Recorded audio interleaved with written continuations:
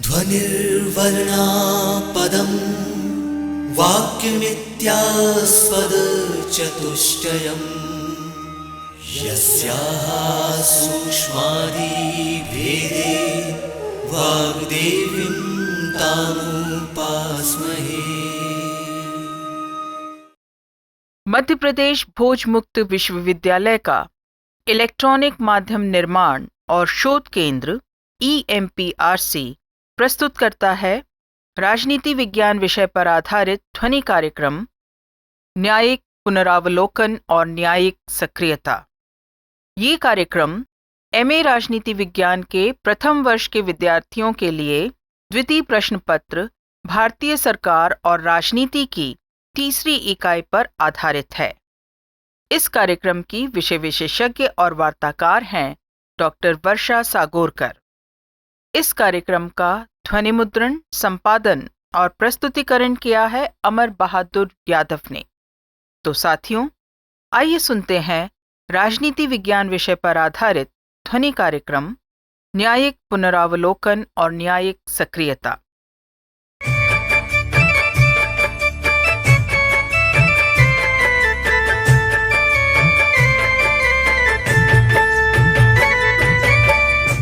नमस्कार मित्रों, साथियों। पिछले व्याख्यान में हमने न्यायपालिका के संबंध में, उसके क्षेत्राधिकार के संबंध में चर्चा की थी। आज हम न्यायिक पुनरावलोकन और न्यायिक सक्रियता के बारे में चर्चा करेंगे, जिससे आपको ये ज्ञात होगा कि व्यवस्थापिका द्वारा दिए गए निर्णयों पर न्यायपालिका को पुनरावलोकन करने की शक्ति प्राप्त है। इसके लिए सबसे पहले आपको ये जानना होगा कि न्यायिक पुनरावलोकन क्या है और ये कितना महत्वपूर्ण है। तो न्यायिक पुनरावलोकन की शक्ति सर्वोच्च न्यायालय की सबसे महत्वपूर्ण शक्ति है, जिसका शाब्दिक अर्थ ये होता है न्यायपालिका का पुनः अवलोकन। इस शक्ति के माध्यम से न्यायपालिका व्यवस्थापिका द्वारा निर्मित विधियों और कार्यपालिका द्वारा जारी प्रशासनिक नीतियों और आदेशों की संवैधानिकता की जांच करता है या परीक्षण करता है, तथा ऐसे सभी कानूनों और नीतियों को असंवैधानिक घोषित कर सकता है जो संविधान के किसी अनुच्छेद पर अतिक्रमण करती हो। कार्विन नामक विचारक ने ये कहा था कि न्यायिक पुनरावलोकन का अर्थ न्यायालयों की उस शक्ति से है जो उन्हें अपने न्याय क्षेत्र के अंतर्गत लागू होने वाले व्यवस्थापिका के कानूनों की वैधानिकता का निर्णय देने के संबंध में तथा कानूनों को लागू करने के संबंध में प्राप्त है, जिन्हें वे अवैध या व्यर्थ समझे, और उसे खत्म करने का अधिकार है।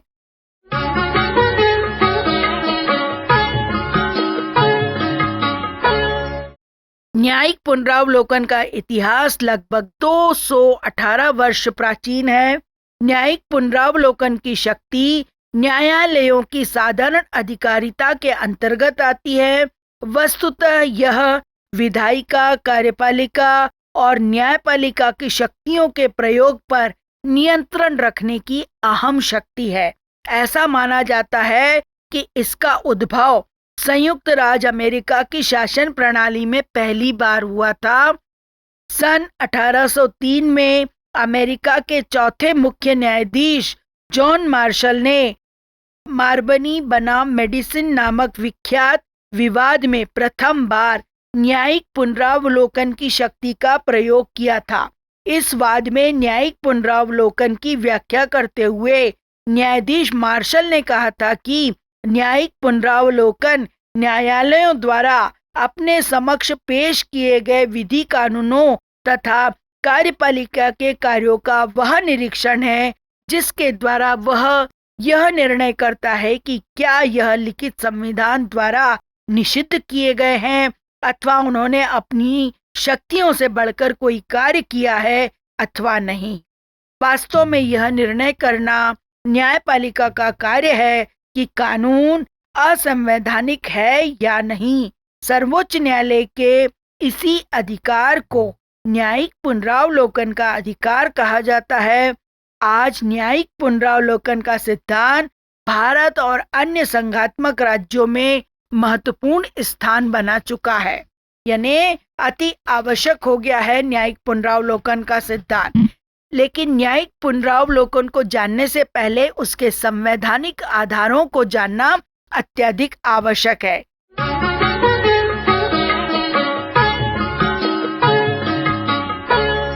भारतीय संविधान में भी न्यायिक पुनरावलोकन के सिद्धांत का स्पष्ट उल्लेख हुआ है। इसका आधार है अनुच्छेद 13(2), अनुच्छेद 32, 226, 131, 243, 246, 254 और 132 और न्यायाधीशों द्वारा संविधान के संरक्षण की शपथ, यहाँ तक कि अपने अनेक निर्णयों में सर्वोच्च न्यायालय ने न्यायिक पुनरावलोकन की शक्ति का प्रयोग किया है। गोपालन बनाम मद्रास राजमुकदमा, गोलकनाथ विभाग, बैंक राष्ट्रीयकरण का मामला, प्रीवी पर्स मामला, गुप्त धन निवारण मामला, केशवानंद भारती विवाद, मिनर्वा विल विवाद आदि का उल्लेख इस संबंध में किया जा सकता है। भारतीय संविधान का अनुच्छेद 13 राज्य के विरुद्ध नागरिकों को मूल अधिकारों की संरक्षण की गारंटी देता है। यदि राज्य के द्वारा कोई ऐसी विधि बनाई जाती है जो मूल अधिकारों का उल्लंघन करती है तो न्यायालय उनको शून्य घोषित कर सकता है। इसलिए अनुच्छेद 13 को मूल अधिकारों का प्रहरी कहा जाता है। अनुच्छेद 13(1) में कहा गया है कि भारतीय संविधान के लागू होने के ठीक पहले भारत में प्रचलित सभी विधियां उस मात्रा तक शून्य होगी जहां तक कि वे संविधान के भाग 3 के उपबंधों से असंगत है। अनुच्छेद 13(2) में कहा गया है कि राज्य कोई ऐसी विधि नहीं बनाएगा जो मूल अधिकारों को छीनती हो। अनुच्छेद 13(3) में कहा गया है कि विधि के अंतर्गत भारत में विधि के समान कोई अध्यादेश, आदेश, उपविधि, नियम, उपनियम, अधिसूचना, रूढ़ि या प्रथा आते हैं, अर्थात इनमें से किसी के द्वारा भी मूल अधिकारों का उल्लंघन होता है तो उन्हें न्यायालय की रिट के द्वारा चुनौती दी जा सकती है। अनुच्छेद 13(4) ये कहता है, उसमें खंड संविधान के 24वें संशोधन द्वारा जोड़ा गया, जिसके अनुसार अनुच्छेद की कोई भी बात अनुच्छेद 368 के अधीन किए गए संविधान संशोधन को लागू नहीं होगी। यह अनुच्छेद सरकार के तीनों अंगों विधायिका, कार्यपालिका और न्यायपालिका को अपनी अपनी हद में रहने के लिए बाध्य करता है ताकि वे एक दूसरे के कार्य में हस्तक्षेप ना करें। अनुच्छेद 32 और 226 में लिखा गया है कि कोई भी नागरिक मौलिक अधिकारों के उल्लंघन होने पर संवैधानिक उपचार प्राप्त करने हेतु सर्वोच्च न्यायालय, उच्च न्यायालय जा सकता है और इस आधार पर सर्वोच्च न्यायालय, उच्च न्यायालय संसद द्वारा निर्मित कानूनों का पुनर्विलोकन कर सकता है। फिर संविधान का अनुच्छेद 246 ये कहता है कि सर्वोच्च न्यायालय ऐसे किसी कानून को भी असंवैधानिक घोषित कर सकता है जिससे संघ और राज्यों ने अपने क्षेत्राधिकार का उल्लंघन किया हो। संविधान का अनुच्छेद 254 सर्वोच्च न्यायालय को न्यायिक पुनरावलोकन का अधिकार देता है, जिसमें वर्णित है कि समवर्ती सूची के किसी भी विषय पर विधानसभा, संसद द्वारा निर्मित कानूनों में अगर टकराव की स्थिति बनी है तो टकराव की सीमा तक राज्य विधानसभा द्वारा निर्मित कानून अवैध माना जाएगा। अनुच्छेद 368 संविधान में संशोधन की प्रक्रिया का उल्लेख करता है। इसी में अंतर्निहित है कि यदि कोई भी संशोधन संविधान में बताई गई प्रक्रिया से हटकर किया जाता है तो सर्वोच्च न्यायालय उसे असंवैधानिक या अवैध घोषित कर सकता है। अनुच्छेद 132 में कहा गया है कि संविधान की व्याख्या करने का एकमात्र अधिकार सर्वोच्च न्यायालय को प्राप्त है और न्यायालय ने अपनी इस शक्ति का प्रयोग बारंबार किया है। कई ऐसे मामले हमको देखने को मिलते हैं जिसमें उन्होंने मूल अधिकारों की रक्षा करके समाज के दलित वर्गों के उत्थान को प्रोत्साहित किया है और महिलाओं और बच्चों की स्थिति को बेहतर बनाने का प्रयास किया है। भारत में सर्वप्रथम 1950 के गोपालन बनाम मद्रास राज्य मुकदमा में निवारक नजरबंदी कानून के खंड 14 को सर्वोच्च न्यायालय ने अवैध घोषित किया था। इसके बाद 1947 और 1954 की आयकर अधिनियम की धारा को सर्वोच्च न्यायालय ने असंवैधानिक घोषित किया। 1951 की मद्रास सरकार की सांप्रदायिक राज आज्ञा को समानता के सिद्धांत के विरुद्ध करार दिया। सर्वोच्च न्यायालय ने संविधान के अनुच्छेद 19 और 31 के विरोधी कई कानूनों को असंवैधानिक माना। ब्रजभूषण बनाम दिल्ली सरकार के विवाद में सर्वोच्च न्यायालय ने प्रेस की स्वतंत्रता का समर्थन किया। सन 1963 में पश्चिम बंगाल बनाम भारत सरकार के मुकदमे में सर्वोच्च न्यायालय ने 1957 के कोल बियरिंग एरियाज अधिनियम को असंवैधानिक घोषित किया और यह निर्णय दिया कि सार्वजनिक और राष्ट्रीय हित में केंद्र सरकार राज्यों की संपत्ति का अधिग्रहण कर सकती है। इस मामले में 1970 के दशक के अंत में कानूनी न्याय शास्त्र में बदलाव करने का जिक्र भी किया था तथा सर्वोच्च न्यायालय ने इसमें बहुत अधिक सक्रिय भूमिका निभाई थी। फिर हम 1967 के गोलकनाथ केस के ऊपर आते हैं, जिसमें सर्वोच्च न्यायालय ने यह कहा था कि संसद को मौलिक अधिकारों में परिवर्तन करने का कोई अधिकार नहीं है। लेकिन उसके बाद 1969 में बैंकों का राष्ट्रीयकरण अधिनियम को संविधान के अनुच्छेद 19 और 31 के विरोधी करार देते हुए इसलिए अवैध घोषित किया कि उसमें निहित क्षतिपूर्ति का सिद्धांत अप्रासंगिक था। 1970 में उसने प्रीवी पर्स और अन्य विशेषाधिकारों को समाप्त करने वाले राष्ट्रपति के अध्यादेश को भी अवैध बताया। केशवानंद भारती बनाम केरल राज्य विवाद 1973 में सर्वोच्च न्यायालय ने मूल अधिकारों सहित संविधान के अन्य भागों में भी संशोधन लाने के अधिकार को मान्यता देने के साथ संविधान के मूल ढांचे में परिवर्तन या छेड़छाड़ नहीं किए जाने की बात की। उसके तत्काल बाद सर्वोच्च न्यायालय ने 42वें संवैधानिक संशोधन के द्वारा संविधान के संशोधित रूप के 31 को भी रद्द कर दिया। इस प्रकार हम देखते हैं कि बहुत सारे मामलों में सर्वोच्च न्यायालय ने बहुत सारे कानूनों को अवैध घोषित किया। मिनर्वा मिल का मामला लेते हैं। मिनर्वा मिल बनाम भारत संघ जो था 1980 में, इसमें सर्वोच्च न्यायालय ने यह निर्धारित किया कि अनुच्छेद 368 का खंड 4 विधि सम्मत नहीं है, क्योंकि यह न्यायिक पुनरावलोकन की शक्ति को समाप्त करने के लिए पारित किया गया था। और न्यायालय ने इस बात पे भी जोर दिया कि न्यायिक पुनरावलोकन का सिद्धांत संविधान का आधारभूत लक्षण है। 1983 में सर्वोच्च न्यायालय ने फौजदारी कानून की धारा 303 को अवैध घोषित किया। 23 अप्रैल 1985 को शाहबानो मुकदमे में यह निर्णय दिया कि तलाकशुदा मुस्लिम औरतों को भी अधिकार है कि उसका पूर्व प्रति माह उसे एक निश्चित राशि भरण पोषण के नाम पर दे। सर्वोच्च न्यायालय ने बंधुआ मजदूरी प्रथा को समाप्त करने के पक्ष में भी निर्णय दिया और 1991 में सर्वोच्च न्यायालय ने दल बदल अधिनियम 52वां संवैधानिक संशोधन को भी वैध करार दिया और राष्ट्रीय मोर्चे की सरकार तथा मंडल कमीशन की सिफारिशों को लागू करने के निर्णय को उचित ठहराया। वर्ष 2015 में सर्वोच्च न्यायालय ने संवैधानिक संशोधन 2014 तथा राष्ट्रीय न्यायिक नियुक्ति आयोग अधिनियम 2014 दोनों को असंवैधानिक करार दिया। निर्णय का आधार ये था कि इसमें न्यायपालिका में राजनीतिक दखल प्रारंभ हो सकता था। इसके अलावा कई अन्य अवसर पर न्यायालय ने न्यायिक पुनरावलोकन की शक्ति का प्रयोग कर व्यवस्थापिका और कार्यपालिका के ऐसे कार्यों को रोका है जो उनके अनुसार संविधान की भावना के विरुद्ध थे।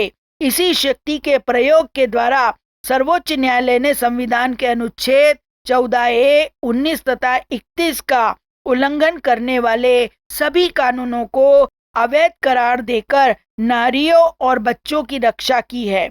अछूतों को समाज में महत्वपूर्ण स्थान दिलाने में महत्वपूर्ण भूमिका निभाई है। साथ ही संविधान के अनुच्छेद 20 और 30 की उदारवादी व्याख्या करके अल्पसंख्यकों के हितों का पोषण किया है। डी पसु ने स्पष्टतः सर्वोच्च न्यायालय की न्यायिक पुनरावलोकन की शक्ति का संविधान का एक आधारभूत सिद्धांत माना है, जिसे सर्वोच्च न्यायालय द्वारा गोपालन बनाम मद्रास राज्य के प्रकरण में स्वीकृत किया गया था। तो निश्चित रूप से आपने देखा कि कई ऐसे मामले थे जिसमें सर्वोच्च न्यायालय ने दखल देकर कई कानूनों को अवैध घोषित किया। अल्पसंख्यकों को, दलितों को, स्त्रियों को, बच्चों को उनके अधिकार प्रदान करने के लिए प्रयत्न किया। निश्चित ही न्यायिक पुनरावलोकन के क्षेत्र में न्यायपालिका विश्व की सबसे शक्तिशाली संस्था के रूप में उभर कर हमारे सामने आती है।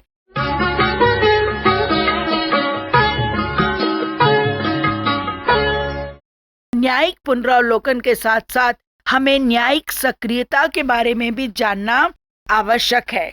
आपने मॉन्टेस्क्यू का शक्ति पृथक्करण का सिद्धांत पढ़ा होगा। वो शक्ति पृथक्करण का सिद्धांत ये कहता है कि राज्य अथवा शासन की शक्ति को 3 भागों में बांटा जाता है: कार्यपालिका, व्यवस्थापिका और न्यायपालिका। कार्यपालिका का काम है कानूनों को लागू करना, व्यवस्थापिका का काम है कानूनों का निर्माण करना और न्यायपालिका का काम है कानूनों की व्याख्या करना, यानी ये देखना कि वो सही है या गलत, गलत होने पर उसे अवैध घोषित करना, ये उसके अंतर्गत आता है। लेकिन न्यायिक सक्रियता का कॉन्सेप्ट कब आया? जब नागरिकों के अधिकारों के संरक्षण और समाज में न्याय को बढ़ावा देने के लिए न्यायपालिका द्वारा जो भूमिका, सक्रिय भूमिका निभाई है, दूसरे शब्दों में हम कहें कि न्यायपालिका द्वारा सरकार के 2 अंगों, विधायिका और कार्यपालिका को उनके संवैधानिक कर्तव्यों के निर्वहन के लिए बाध्य करने की मुखर भूमिका जो निभाई है, उसे हम न्यायिक सक्रियता कहते हैं। अर्थात जो लोग काम नहीं कर रहे हैं, कार्यपालिका, व्यवस्थापिका अपना काम नहीं कर रहे, तब न्यायपालिका को उनके क्षेत्र में एंटर करके उनके कार्य को अंजाम देना होता है। तो न्यायिक सक्रियता हम क्या कहेंगे? तो न्यायिक सक्रियता न्यायिक शक्ति का प्रयोग करने का एक तरीका है जो न्यायाधीशों को सामान्य रूप से प्रगतिशील और नई सामाजिक नीतियों के पक्ष में न्यायिक मिसाल के लिए कड़ाई से पालन करने के लिए प्रेरित करता है। यह आमतौर पर सोशल इंजीनियरिंग के लिए निर्णय कॉलिंग द्वारा चिन्हित किया जाता है। कभी कभी ये निर्णय विधायी और कार्यकारी मामलों में घुसपैठ का प्रतिनिधित्व करते हैं। न्यायिक सक्रियता निर्णयों के माध्यम से व्यक्तिगत अधिकारों की रक्षा या विस्तार करने की न्यायपालिका में प्रथा है, जो स्थापित प्रथा से अलग है या स्वतंत्र होती है या कथित तौर पर संवैधानिक या कानून के इरादे के विरोध में भी होती है। न्यायिक सक्रियता की अवधारणा लोकहित याचिका PIL की अवधारणा से निकटता से संबंधित है। यह सर्वोच्च न्यायालय की न्यायिक सक्रियता है जो PIL के उदय का प्रमुख कारक है। दूसरे शब्दों में हम कहें तो जनहित याचिका न्यायिक सक्रियता का ही परिणाम है। वास्तव में PIL न्यायिक सक्रियता का सबसे लोकप्रिय रूप या अभिव्यक्ति है।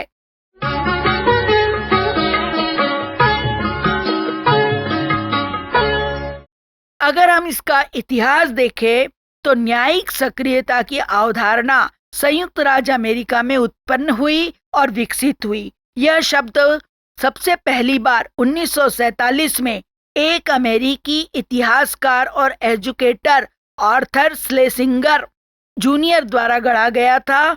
भारत में न्यायिक सक्रियता के सिद्धांत को 1970 के दशक में पेश किया गया। न्यायमूर्ति VR कृष्णा अय्यर, न्यायमूर्ति PN भगवती, न्यायमूर्ति O चिन्नप्पा रेड्डी और न्यायमूर्ति DA देसाई ने देश में न्यायिक सक्रियता की नींव रखी। स्वतंत्रता के बाद न्यायपालिका ने न्यायमूर्ति के रूप में ऐकर गोपालन बनाम स्टेट ऑफ मद्रास केस 1950 के बाद शंकरी प्रसाद मामले आदि के बाद से न्याय की भूमिका में बहुत सक्रिय भूमिका निभाई है। हालांकि न्यायपालिका 1960 तक विनम्र रही, लेकिन इसकी मुखरता 1973 से शुरू हुई, जब इलाहाबाद उच्च न्यायालय में इंदिरा गांधी की उम्मीदवारी को खारिज कर दिया गया था।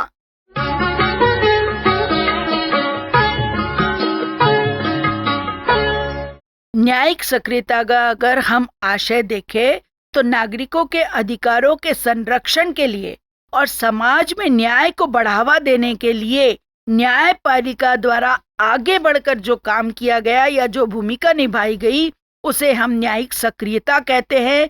इसमें न्यायपालिका अपने परंपरागत कार्यों जैसे न्यायिक पुनरावलोकन, सामान्य न्याय करना आदि बातों से आगे बढ़कर औचित्यता के आधार पर सरकार के दूसरे अंगों जैसे विधायिका, कार्यपालिका, प्रशासनिक अधिकारी आदि को दिशा निर्देश देने लगता है, जो सामान्यतः असामाजिक आर्थिक न्याय को बढ़ावा देने का कार्य करता है।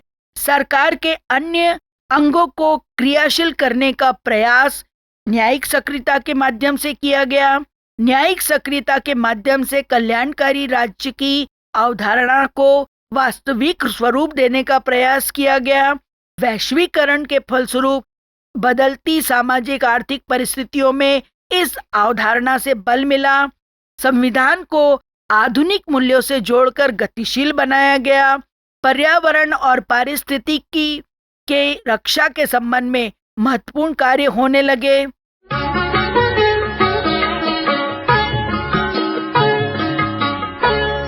न्यायिक सक्रियता के तरीके क्या हैं? भारत में न्यायिक सक्रियता के विभिन्न तरीके अपनाए जाते हैं।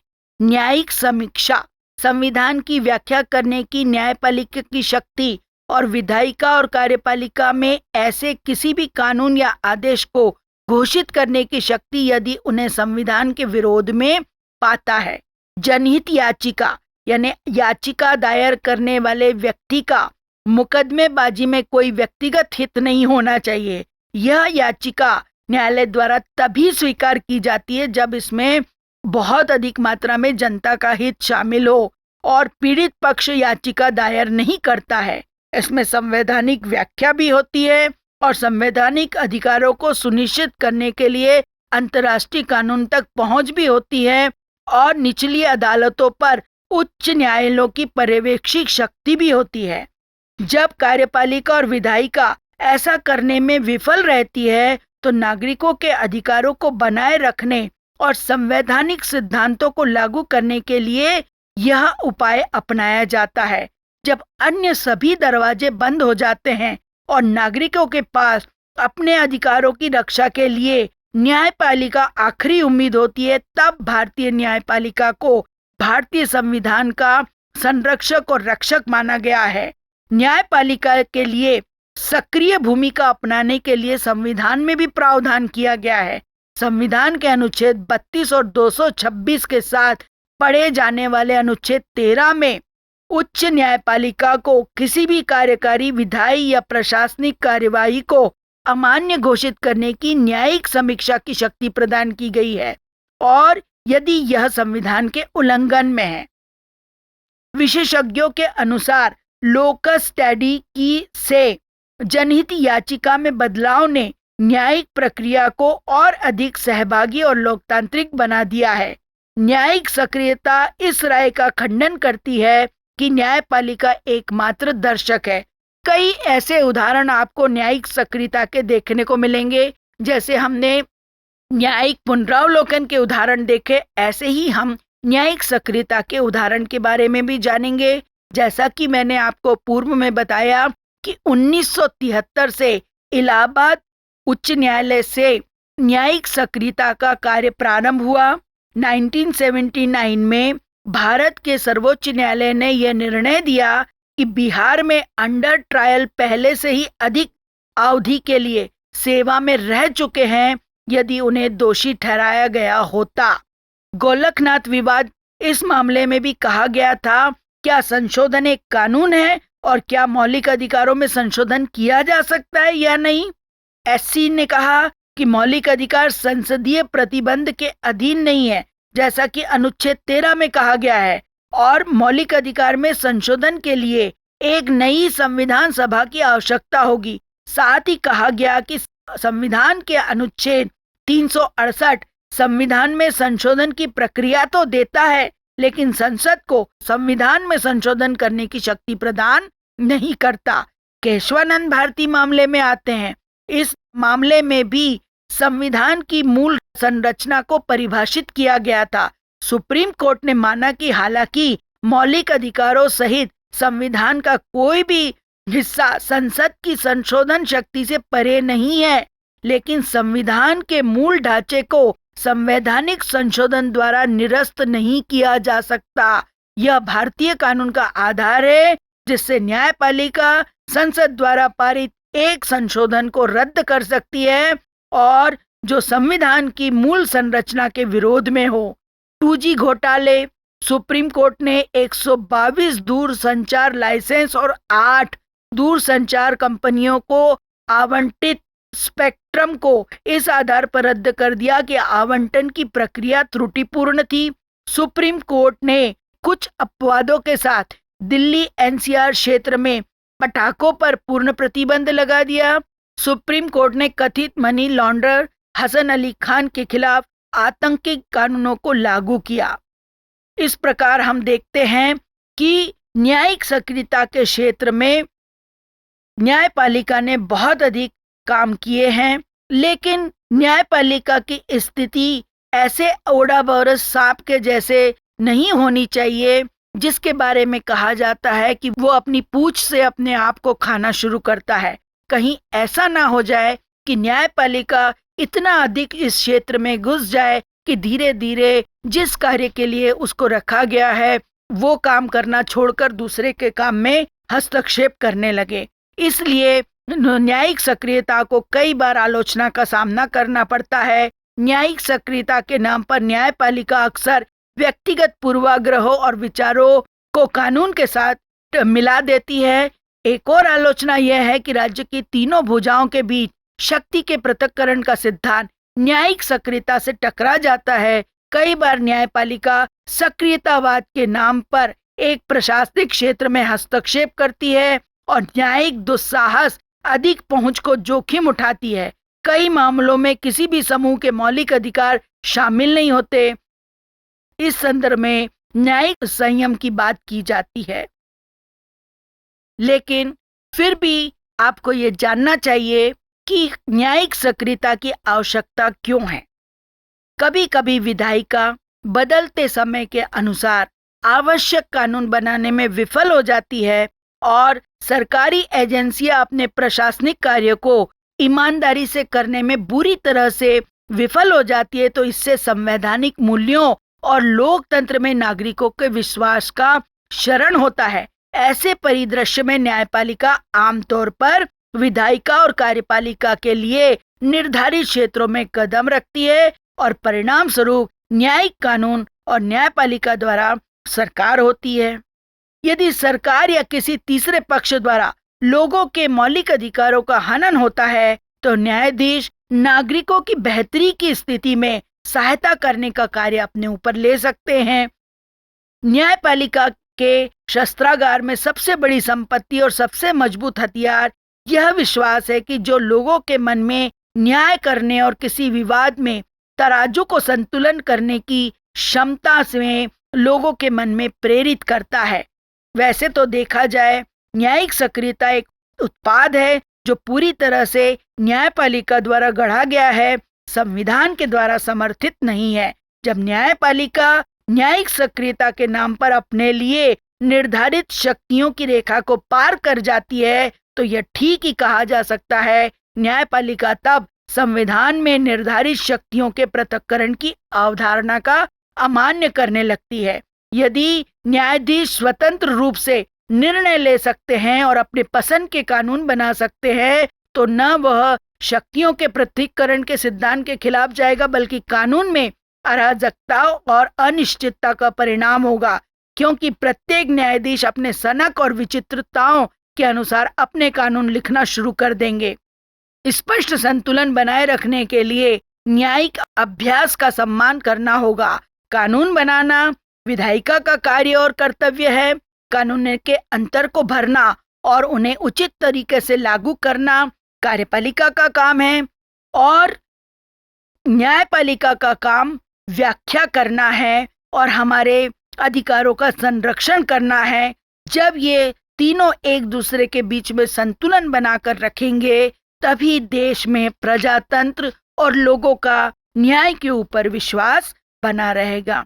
निश्चित रूप से आपको न्यायिक पुनरावलोकन और न्यायिक सक्रियता के बारे में जानकारी प्राप्त हो गई होगी। और भी कई ऐसे मामले हैं जिसमें न्यायालय ने न्यायिक पुनरावलोकन और न्यायिक सक्रियता का उदाहरण मिसाल के रूप में प्रस्तुत किया है। और लोक अदालतें हैं, जनहित याचिकाएं हैं। आप देख ही रहे हैं कि इसके अंतर्गत न्यायपालिका व्यक्ति के क्षेत्र में, राज्य के क्षेत्र में प्रवेश कर रही है, लेकिन फिर भी यह है कि तीनों को अपना अपना काम करना चाहिए, तभी देश में संतुलन की स्थिति बनी रहेगी। निश्चित ही ये व्याख्यान आपको बहुत उपयोगी होगा, प्रश्न लिखने में आसानी होगी। और इसके बाद अब मिलते हैं अगले व्याख्यान में। नमस्कार।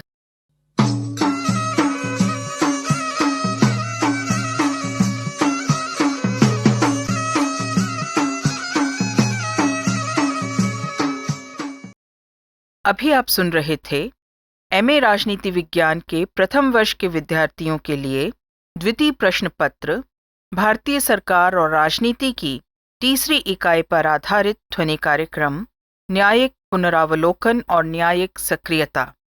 इस कार्यक्रम की विषय विशेषज्ञ और वार्ताकार थीं डॉक्टर वर्षा सागोरकर। उद्घोषिका थीं डॉक्टर अनीता कौशल।